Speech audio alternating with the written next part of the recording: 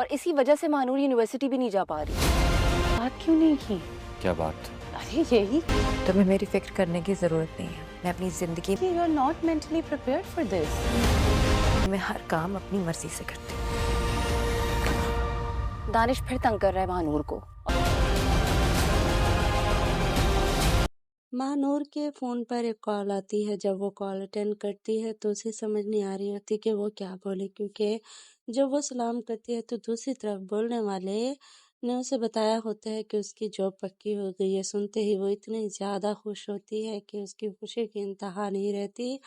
وہ جو مہلت لے کر آئی تھی آنٹی سے، اسی کو پورا کرنے کے لیے بھرپور تیار ہوتی ہے، کیونکہ اس نے آنٹی کی منت کی تھی کہ وہ اسے کچھ دن اس گھر میں رہنے کی اجازت دے دیں. جیسے ہی مانور کی کہیں اچھی جگہ جاب ہوتی ہے وہ اپنی ماں کو لے کر اس گھر سے چلی جائے گی. اس لیے تو مانور کے لیے یہ بہت زیادہ خوشی کا سماں ہوتا ہے کہ اس کی دعائیں قبول ہو گئی اور اس کی اب ساری پریشانیاں ختم ہونے جا رہی ہیں. اس سے پہلے تو وہ بہت زیادہ دکھی اور پریشان بیٹھی تھی. اسے سمجھ نہیں آ رہا تھا کہ آخر کار وہ ایسا کیا حل نکالے جس میں اس کی اور اس کی ماں کی زندگی آسان ہو جائے. وہ اپنی ماں کو لے کر اس بھری دنیا میں کہاں جائے اسے سمجھ نہیں آ رہا ہوتا. لیکن اس کی ماں اتنی زیادہ حیران و پریشان ہوتی ہے جب وہ آنٹی کے اتنے بڑے گھر کو دیکھتی ہے، تو وہ سمجھ نہیں پا رہی ہوتی کہ وہ اتنے رئیس اور امیر کبیر ہیں کہ ان کا اتنا بڑا گھر، محل جیسا گھر ہے. اس کی آنکھیں پٹی کی پٹی رہ جاتی ہیں. لیکن دوسری طرف اس کی بیٹی کو یہی فکر کھائی جا رہی ہوتی ہے کہ آنٹی نے کچھ دن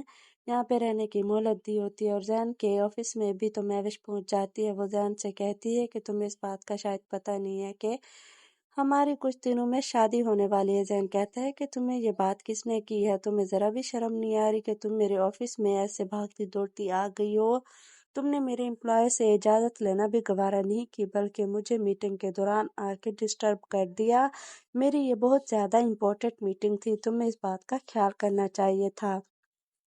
مہوش اس کی ذرا بھی بات نہیں سنتی، بلکہ اسے بہت زیادہ دباؤ میں ڈال رہی ہوتی ہے، بہت زیادہ ایٹیٹیوڈ دکھا رہی ہوتی ہے. یہ دیکھتے ہی زین بہت زیادہ غصے میں ہوتا ہے. اسے سمجھ نہیں آ رہی تھی کہ وہ اب کیا کرے اور اس مہوش کو کیسے نکالے. اس لیے وہ اس کی بازو سے پکڑ کر دفتر سے باہر نکال دیتا ہے. وہ اسے سمجھاتا ہے اپنے آفس میں آ کر، کہتا ہے کہ مہوش یہ کوئی سینس نہیں ہے کہ تم کس طرح بھاگتی ہوئی آئی ہو اور تم نے میری میٹنگ خراب کر دی ہے. تمہیں پتہ ہے کتنا اہم کام تھا میرا.